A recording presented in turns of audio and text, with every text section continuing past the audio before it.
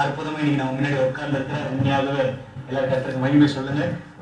இவங்க வந்து அருமையான என்னுடைய மனைவி. ஓகே, சூரிய பிரபா.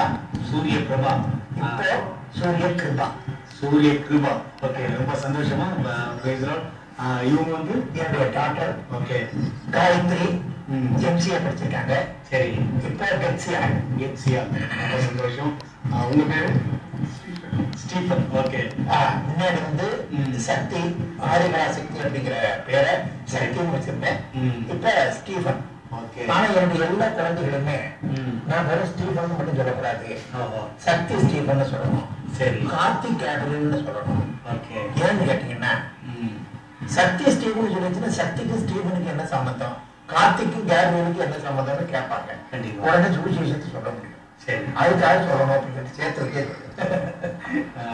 ரொம்ப சந்தோஷம். ஒரு வித்தியாசமான ஒரு கொள்கையோட நீங்க இருக்கீங்க. அங்கிள், இப்போ நான் உங்களோட ஃபேமிலியில நான் டிஸ்கஸ் பண்ண வேண்டியது, இப்போ முதல் முறையா உங்களுக்கு ஒரு ஃபோன் கால் வந்துச்சு.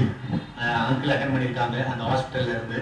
அது மாதிரி மகனுக்கு வந்து டிவி மூலமா அந்த ஆப்ரேஷன் பண்ணணும், பர்மிஷன் கொடுங்க அப்படின்னு சொல்லி கேட்டாங்க. அந்த நாள் எப்படி இருந்துச்சுன்னு?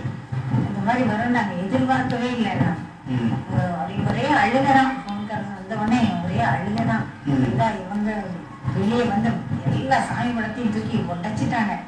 என்ன கடவுள், நம்ம பிள்ளை எப்படி போன பிள்ளைய எப்படி ஒரு நியூஸ் வருது நமக்கு அப்படின்னு ரொம்ப மனசு வேதனைப்பட்டு அழுதுகிட்டே தான் இருந்தோம் பாருங்க. இப்படி இருக்காங்க என்ன. அப்படியே இவங்க போன பிறகுதான் இவங்க யாராவது வரணும் அப்படின்னு சொல்லிட்டாங்க.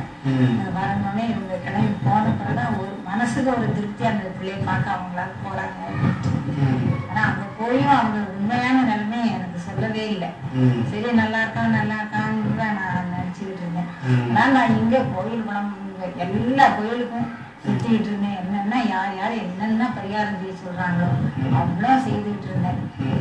நல்லா இருக்கான்னு சரி, கடவுள் நமக்கு வந்து நல்லது செய்துட்டு இருக்காரு அப்படிங்கிற நம்பிக்கையோட நான் எல்லா காரியமும் செய்துட்டு இருந்தேன். ஓகே, ஸோ இவர் சொன்ன காரியங்களை வச்சு நீங்க இங்க வந்து கோயில் பரிகாரங்கள் நீங்க சுற்றி இருந்தீங்க.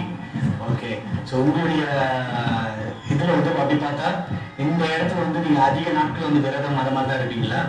ஓகே, உங்க பசங்களுக்கு எந்த அளவுக்கு, இவங்களுக்கு எந்த அளவுக்கு பாதிப்பு இருந்துச்சு உங்களுக்கு எல்லாம்? உங்க அண்ணனோட இதை வந்து நீங்க கேள்விப்பட்டிருப்பீங்க, ஆனா முழுமையான ஒரு தெரியல உங்களுக்கு.